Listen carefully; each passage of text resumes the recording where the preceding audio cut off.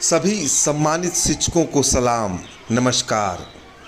Basic शिक्षा विभाग में सहायक अध्यापक के रूप में कार्य करते हुए आज पूरे 10 वर्ष हो गए। इन 10 वर्षों में सरकारी सेवा करते हुए बहुत कुछ सीखने को मिला। उलझनें मिली तो सुकून भी मिला, मुश्किलें मिली तो आनंद भी मिला, स्टाफ से कड़वाहट मिली तो मिठास भी मिला।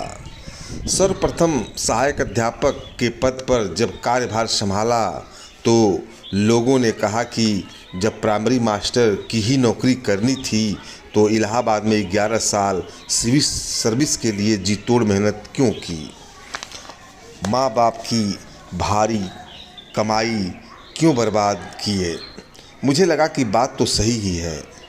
आईएएस बनने के चक्कर में प्राइमरी स्कूल के मास्टर बन गया। मन में एक वेदना सी रहती थी, मन में एक टीस सी रहती थी। परंतु जब प्राइमरी स्कूल में गरीब नौनिहालों को देखा तो मुझ में एक चमत्कारिक परिवर्तन हुआ। ये वो बच्चे हैं जिनकी आर्थिक स्थिति अच्छी नहीं है। इनके अभिभावक अपने बच्चों के भविष्य के लिए जागरूक नहीं हैं। विभिन्न कारणों से इनके अभिभावक त्रस्त रहते हैं और बच्चे अपने आप में मस्त रहते हैं। न बच्चों को पढ़ने की फिक्र है और न इनके माँ बाप को पढ़ाने की चिंता। बस बच्चा नाक बहाते हुए स्कूल जाए, एमडीएम खाए और घर चला आए। बच्चों ने क्या पढ़ा, शिक्षक ने क्या पढ़ाया, यह जानने की फुर्सत माँ बाप को नहीं रहती है। मैंने इन बच्चों की आंखों में एक चमक देखी, एक चमक कुछ सीखने की, एक चमक कुछ बनने की। सच कहिए तो इन बच्चों में मुझे ईश्वर का रूप दिखाई दिया और ये कह रहे थे कि पढ़ाकर मेरा भी सुंदर भविष्य बनाओ। गुरुजी, मुझको भी ऊंचाइयों तक पहुंचाओ।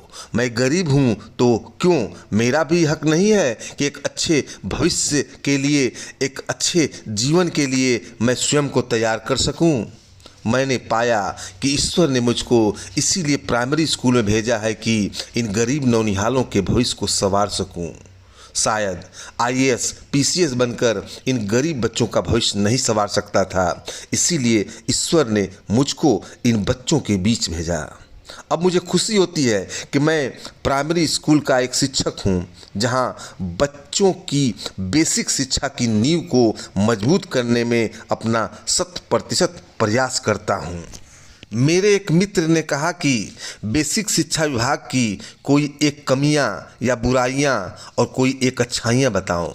मैंने कहा, जिस नौकरी से मेरा घर चलता है, जिस नौकरी के पैसों से मैं नमक खरीदता हूँ, उस नौकरी में, उस विभाग में कमियां खोजना, बुराइयां खोजना मेरे बस की बात नहीं है।